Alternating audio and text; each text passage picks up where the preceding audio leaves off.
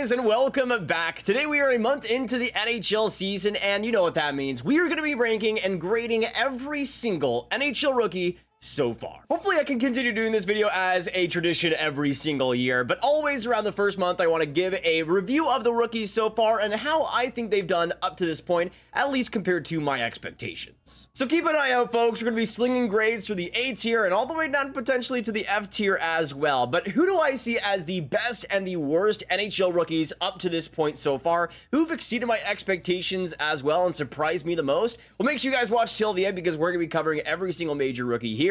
And hit that subscribe button if you're new for more hockey prospect, more hockey content just like this all throughout the year. Now, how today is going to work is that we're going to go through the top rookies for every single division, starting with the Pacific and ending with the Atlantic. And I wanted to make a rule to only limit to guys that have played over 10 games to mention today. There are some exceptions, of course, including the goaltenders and Macklin, Celebrini, but I wanted to limit to the guys who at least are likely to play almost every single game. But starting us out in the Pacific, we're going to go to the best goaltending rookie of the season so far in Dustin Wolf. And this is not a surprise for me whatsoever. He was my dark horse Calder pick, and although I don't know if he would win it today if I were to pick it, he would definitely be up there, especially inside the top three. He has been wonderful for Calgary, and in a team that has surpassed expectations, Wolf is somebody that has rode that quite well. You can see in 8 games, a 2.84 goals against average, a 913 save percentage, a pretty solid goal save above expected as well. But at 23 years old, that's about as good as you want to see. You want to see him still playing well, treading water in the NHL at least, and in Wolf's case, there's been a few games there where he's really played well and cemented himself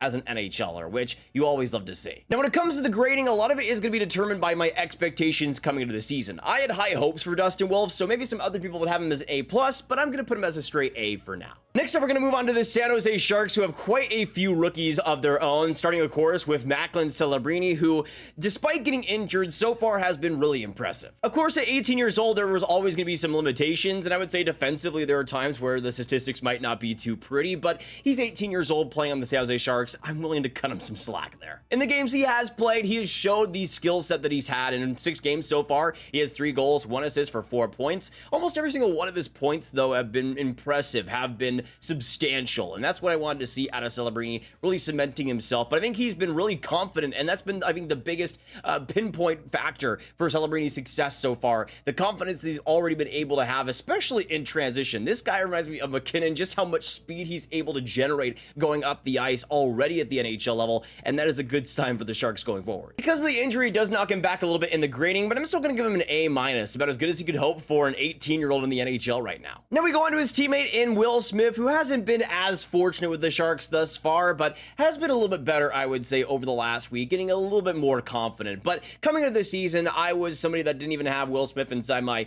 top 10 Calder candidates. I remember getting a lot of controversy for that, but I really didn't see Will Smith transitioning very well. I thought he should have been an AHL to start out this season just to get used to the physicality and the speed of the NHL, and he's somebody that I think has had to have a lot of learning curves and growing pains for the start of the year. You can see in 14 games, 2 goals, 1 assist, 3 points, and a -9.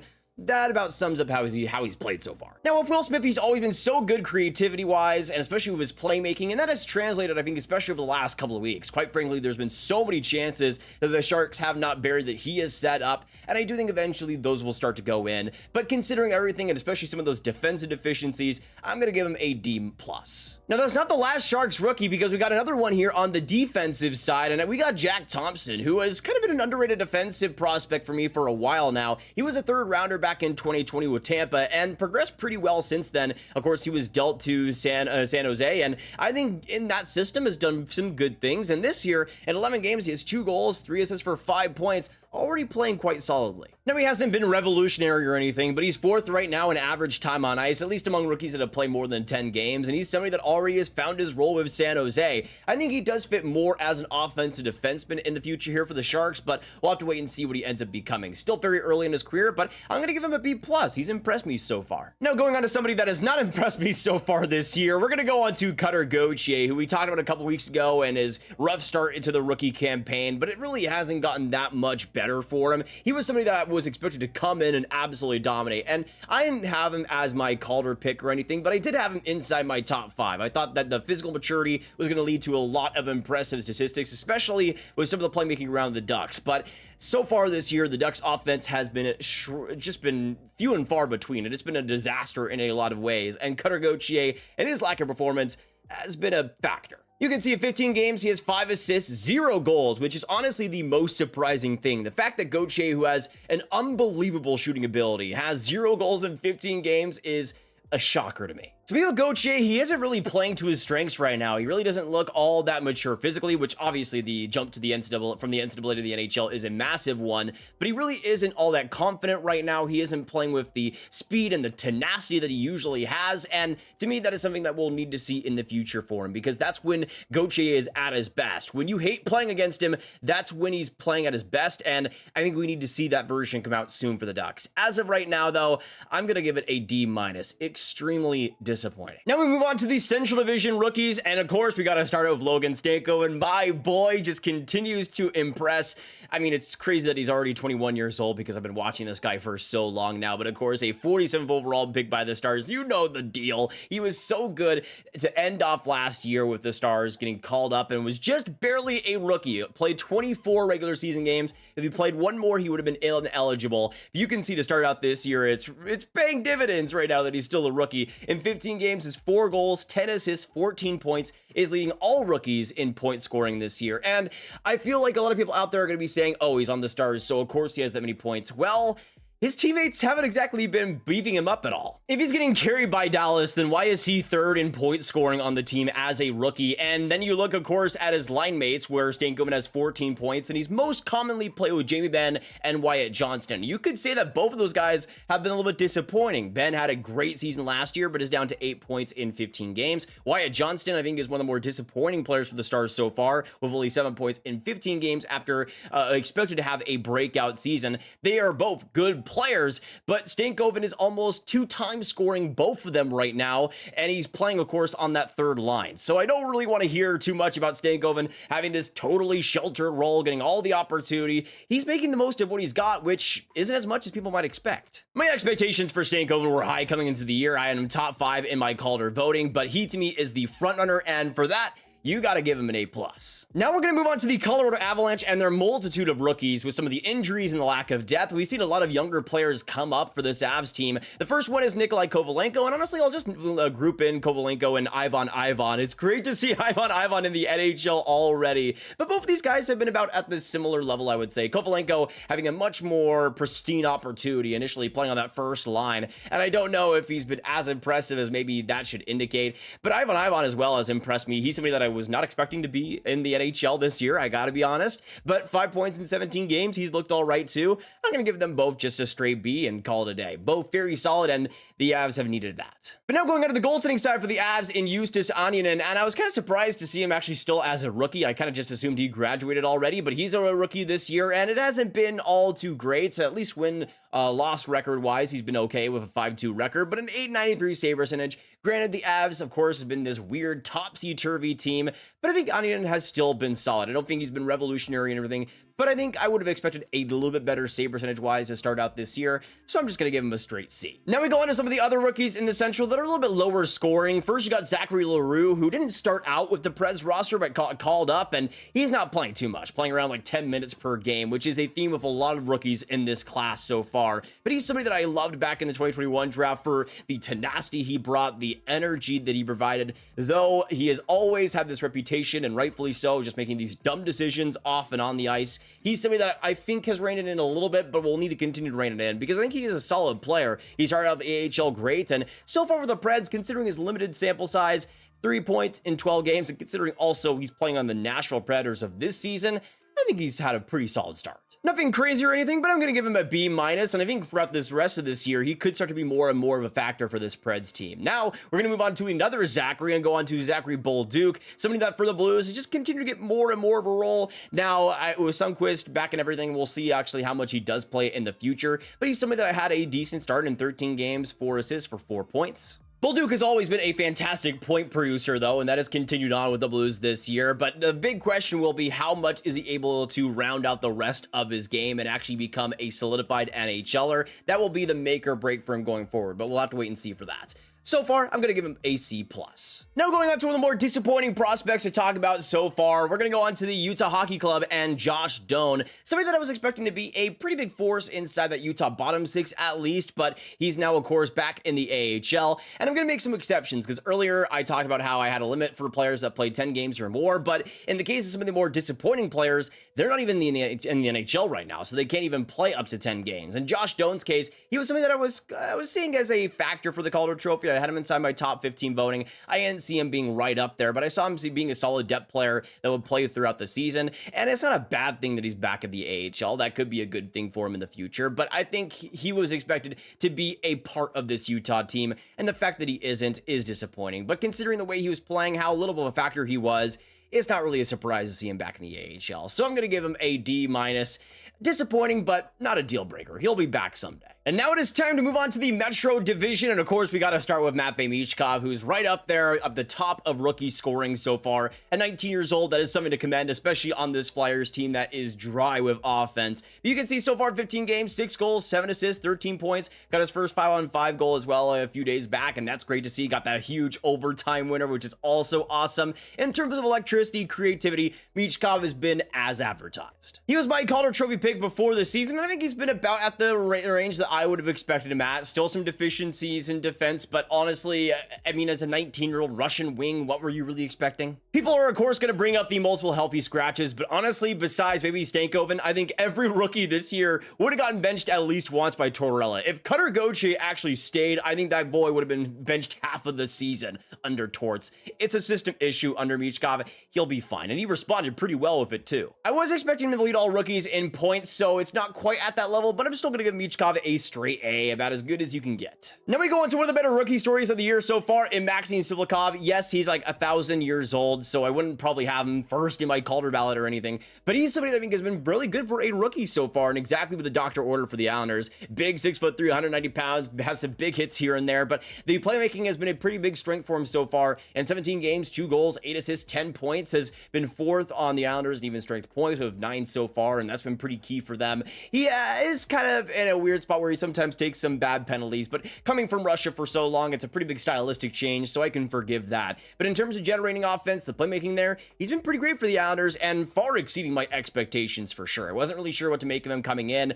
Russian free agents are always an absolute dice roll, but I think in Sivlikov's case, he deserves the praise, and I think he gets an A+ for me. And just to clarify, that doesn't mean he's a better player than Michkov. That just means in terms of my expectations, he's exceeding them more. Now going on to another one that's been a nice surprise, we're going to move on to the Carolina Hurricanes in Jackson Blake, who is not getting enough attention. Considering the production he's had already, 4 goals, 6 points in 15 games, being plastered on that 4th line, he's been great in the role that he's been given. And, you know, for an offensive player like Blake, who is so dominant in the NCAA, they're not always going to be translating well to the 4th line, for example. They're not always going to fit that role too well. But in Blake's case, he's been perfect, bringing some punch, bringing some tenacity, and that's what you want to see. But considering the production already with the lack of limited role, he's been great. I'm going to give Blake an A+.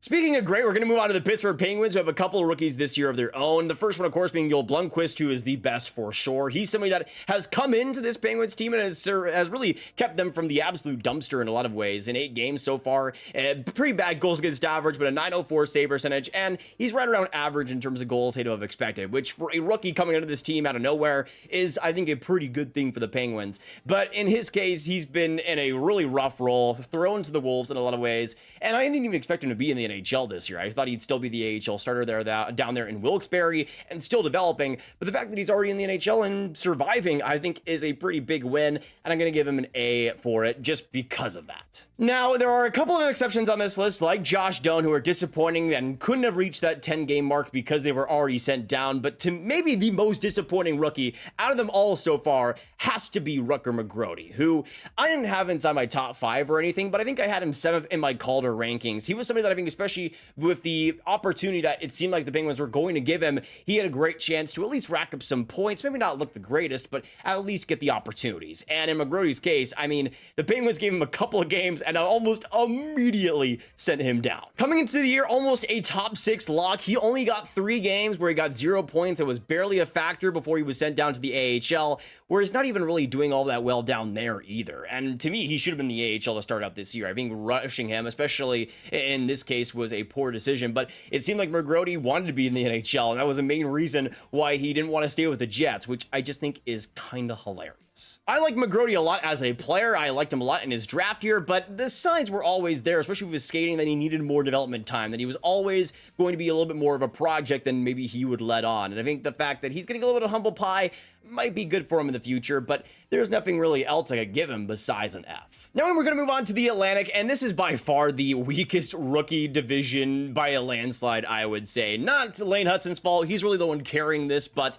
outside of it, it is rough. In Lane Hutson's case, he's playing about as well as I thought he would have. I think especially considering the lack of power play one time, which has been a big thing this year, I think he's about been at my expectations. There are, of course, going to be some defense deficiencies and times where on the rush where he'd be a little bit overwhelmed, and that was always going to happen. But in terms of offense, the creativity, the speed that he has in the offensive zone, this has been Lane Hutson to a T. And the fact that he's over half a point per game too, I think is a success, especially with how just poor the Habs have been all around. You can see in 17 games, he has 10 assists, 10 points. There was a couple of times there where he might have gotten a goal too, a couple of close calls. He'll get it eventually, but just the offensive creativity, the confidence, and how bashful he is, that's what I wanted to see Lane Hutson bring at the NHL. I didn't want to see him restrained whatsoever, and we have not seen Hutson restrained at all, which is great to see. I'm going to give Lane Hutson an A-. There's still a lot of room to grow, I think, for this year, but so far, so good. Now on to, I guess, another Habs rookie in Emil Henneman. I mean, it's kind of surprising to me as well that he's also still a rookie, but I guess he only played a few games last year. It felt like a lot more. I'm also surprised that he's like 7th in rookie scoring, which kind of just shows you the lack of depth of this rookie class, honestly. Henneman's been there, I guess. I'm just going to give him a mid-grading and move on. Now going on the Florida Panthers in Mackie Simaskevich. This one is a little bit disappointing because I think to start out this season, he was generating so much and has gotten a little bit more point scoring in the last few weeks, but has gotten less and less playing time with this Panthers team as they've gotten, of course, a lot healthier recently. But he's somebody that, of course, is a former first-round pick by the Panthers. I think has done well in his role. He's barely played this season, so the fact that he's gotten 4 points in 15 games is fine. I mean, there's some games out there that he's played where he's gotten like 7 minutes of time on ice. Ivan Demidov KHL numbers out there, but the fact that he's still been able to get a couple of goals, a couple of points here and there on this Panthers contender, I think is a worthy cause, though eventually I could see them setting him back down to the AHL. But as of right now, I'm just going to give him a decent rating of A straight B. Now, someone that has been impressing me and has been getting at least a little bit more playing time than Simaskevich is on the Tampa Bay Lightning in Connor Geekie, somebody that I was debating whether to put in my Calder rankings. He was somebody that I was debating whether it would be on the team in general at Tampa, but he's somebody that has been able to come into that third line and has actually played pretty well given the opportunity. In 15 games, 2 goals, 1 assist, 3 points. The point scoring isn't unbelievable or anything, but he's already been able to develop some nice chemistry in that bottom 6, which I think, considering Tampa and how much they've already been infused with a lot of those players, I think is a good thing to see. Of course, still at 20 years old, I'm not expecting too much out of him, but the fact that we've already seen him establish himself as an NHL player this young is extremely promising. I thought next year was the year we'd see him really come into the NHL and be a little bit more of a Calder candidate, but it's nice to see him get this head start. So for that, I'm going to give Geekie a B+, about as good as you could expect, and especially him being an NHL player already, surpassing my expectations with that is good to see. But that is the last rookie of the list and the last rookie to talk about here, and I hope you guys did enjoy my rankings. There were some players I left off, mostly just because I saw them as just having limited impact in the end. So it is what it is. This rookie class has been a little bit of a strange one. A few of the top end players have been performing up to expectations, but we've seen a lot of disappointments so far that have kind of bogged it down a little bit. But I'd love to hear your thoughts on this rookie class so far. Do you think it's disappointed you? Has it surprised you? And what are your thoughts on my grades as well? What do you agree? What do you disagree with? And of course, make sure to share a video with all the hockey fans you guys know online. Click that like button, click that subscribe button, of course, and that notification bell to get notified on all the future videos here on the channel. And click on this card as well for all my hockey prospects talk right in one playlist. Hope you guys did enjoy, and I will see you guys in the next one. Goodbye.